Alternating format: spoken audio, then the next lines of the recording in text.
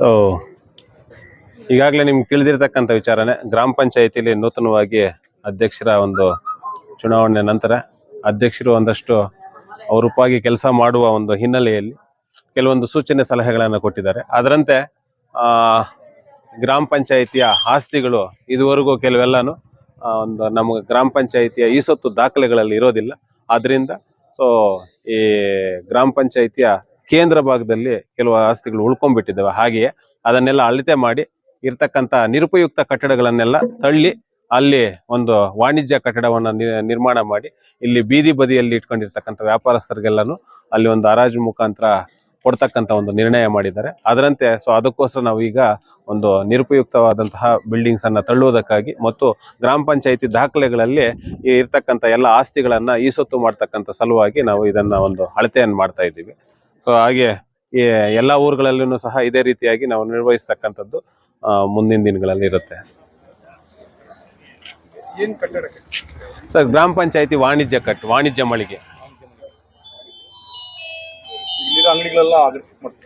ಅದೇ ಈಗ ಬೀದಿ ಬದಿಯಲ್ಲಿ ಇವೆಲ್ಲಾನು ಇದಾವೆ. ಕಟ್ಬಿಟ್ಟಾದ್ಮೇಲೆ ಅಲ್ಲಿ ಆಕ್ಷನ್ ಮಾಡಿ ಆ ಕಡೆ ಬಿಡ್ತಕ್ಕಂಥದ್ದು. ಇದನ್ನೆಲ್ಲಾನು ತೆರವುಗೊಳಿಸಿ ಪುನಃ ಈ ಕಡೆನೂ ಸಹ ಒಂದು ಮುಂದಿನ ದಿನಗಳಲ್ಲಿ ಬಸ್ ನಿಲ್ದಾಣ ಮತ್ತು ವಾಣಿಜ್ಯ ಕಟ್ಟಡಗಳಿಗೆ ಇಲ್ಲಿ ಪಾರ್ಕಿಂಗ್ ಎಲ್ಲ ಬೇರೆ ಇರೋದಿಲ್ಲ. ಅದರಿಂದ ಮುಂದಿನ ತೀರ್ಮಾನಗಳನ್ನ ಗ್ರಾಮ ಪಂಚಾಯತಿ ಸಭೆಯಲ್ಲಿ ತೀರ್ಮಾನ ಮಾಡ್ತೀವಿ.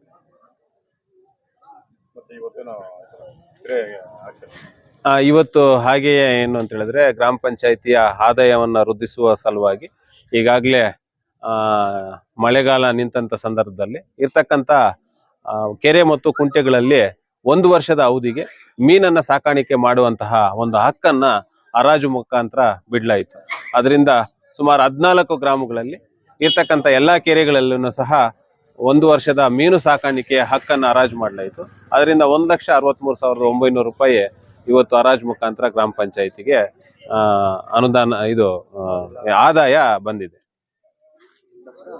1,63,900 ರೂಪಾಯಿ. ಆಕ್ಷನ್ ನಲ್ಲಿ 25 ಜನ ಬಿಡ್ದಾರರು ಪಾಲ್ಗೊಂಡಿದ್ರು. ಎಲ್ಲಾ ಗ್ರಾಮಗಳಿಗೆ ಸಂಬಂಧಪಟ್ಟಂತೆ ಗ್ರಾಮ ಪಂಚಾಯತಿ ವ್ಯಾಪ್ತಿಯಲ್ಲಿ ಇರ್ತಕ್ಕಂಥ ಎಲ್ಲ ಒಂದು ಸ್ಥಳೀಯರೇನೆ ಇಲ್ಲಿ ಪಾಲ್ಗೊಂಡಿದ್ರು. ಸೊ ಸುಮಾರು ಒಂದು 7-8 ಜನ ಆಕ್ಷನ್ ನಲ್ಲಿ ಬಿಡ್ದಾರರು ಇದು ಮಾಡಿದ್ದಾರೆ.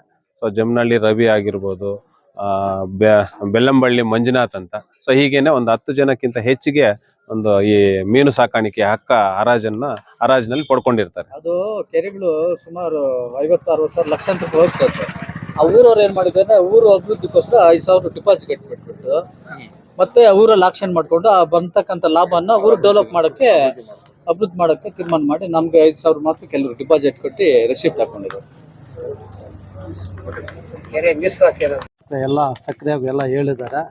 ಏನು ಬಹುಶಃ ಇಲ್ಲಿರ್ತಕ್ಕಂಥ ಜಾಗವನ್ನು ಇಷ್ಟೊತ್ತು ಅಳತೆ ಮಾಡ್ತಕ್ಕಂಥ ಜಾಗವನ್ನು ಇಲ್ಲಿರ್ತಕ್ಕಂಥ ಅಂಗಡಿಯವ್ರನ್ನೂ ಸಹ ಒಂದಿನ ಕರೆಸಿ ಮೀಟಿಂಗ್ ಕರೆಸಿ ಅವ್ರಿಗೂ ಸಹ ಒಂದು ಸ್ಪಂದಿಸಿ ಯಾವ ಥರ ಈ ಥರ ಆ ಕಡೆ ಶಿಫ್ಟ್ ಆಗಬೇಕು, ಅಂಗಡಿಗಳನ್ನ ಕಟ್ಟಿ ಆ ಕಡೆ ಸ್ಥಳಾಂತರ ಮಾಡ್ತೀವಿ ಅಂತ ಅವ್ರನ್ನೂ ಒಂದು ಕನ್ವಿಷನ್ ಮಾಡಿಕೊಂಡು ನಮ್ಮ ಅಧ್ಯಕ್ಷರಾಗ್ಬೋದು, ಉಪಾಧ್ಯಕ್ಷರಾಗ್ಬೋದು, ಅಭಿವೃದ್ಧಿ ಅಧಿಕಾರಿ ಆಗ್ಬೋದು, ಸದಸ್ಯರಾಗ್ಬೋದು, ಇಲ್ಲಿನ ಮುಖಂಡರಾಗ್ಬೋದು, ಎಲ್ಲರನ್ನೂ ಒಂದಿನ ಪಂಚಾಯತ್ ಮುಖಾಂತರ ಮೀಟಿಂಗನ್ನು ಕರೆಸಿ ಅವ್ರಿಗೊಂದು ಕನ್ವೆನ್ಷನ್ ಮಾಡಿ ಈ ಜಾಗ ಏನಿದೋ ಪಂಚಾಯತಿ ಜಾಗ ಅದನ್ನೆಲ್ಲ ಉಳಿಸ್ಕೊಂಡು ಅದಕ್ಕೊಂದು ಖಾತೆಯನ್ನು ಮಾಡಿ ಒಂದು ಪಂಚಾಯತಿಯಲ್ಲಿ ಒಂದು ಅದ್ಭುತ ಇಡ್ತಾವ ಅಂತ ಹೇಳ್ತಾ ನಾನು ಮಾತನ್ನು ಮುಗಿಸ್ತಾ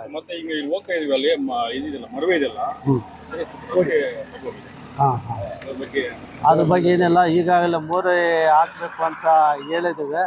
ಬಹುಶಃ ಈಗ NRGಯಲ್ಲಿ ಹೇಳಿದ್ವಿ. ಇವಾಗ ಅರ್ಜೆಂಟಾಗಿ ನಮ್ಮ ರಾಮಣ್ಣವ್ರಿಗೆ ಹೇಳಿದೆ, ನಾನು ಬೆಳಗ್ಗೆನೇ ಹೇಳಿದೆ, ಬರ್ತಾ ಹೇಳಿದೆ.